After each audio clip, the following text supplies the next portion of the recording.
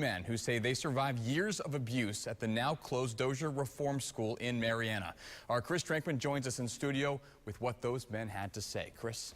Well, Andrew, the stories are just terrifying. Imagine being a young child away from home, being tortured, abused, with the threat of being killed.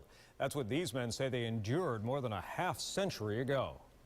My name is Richard Hunt. Some of these men have held their silence for 60 years about what happened to them at the now closed facility. Calling themselves the Black Boys of Dozier Reform School, many recalled the horrors of how they were treated. When children are beat, raped, abused, and worked like slaves. Johnny Lee Gaddy was 11 years old at the Dozier School in 1957 when he remembers being beaten in the dormitory. He said, "Boy, you don't get back on that bed, I'll kill you right now." Gaddy says kids had no choice but to take the abuse or just disappear. And he had a belt that had holes in it. And every time he would hit me with that belt, it would suck the skin from my behind.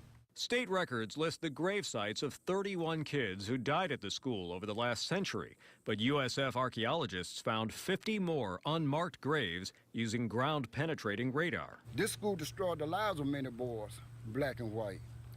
I am back today seeking justice and closure. The group is calling for an end to the delays in getting access to those graves so the families can claim the remains of their relatives. Today, we call on you, Rick Scott, your cabinet in the state of Florida, to give the necessary permits to exhume the bones from the graves of Dozier Reform School. And so far, attempts to get the state of Florida to allow those bodies to be exhumed have failed.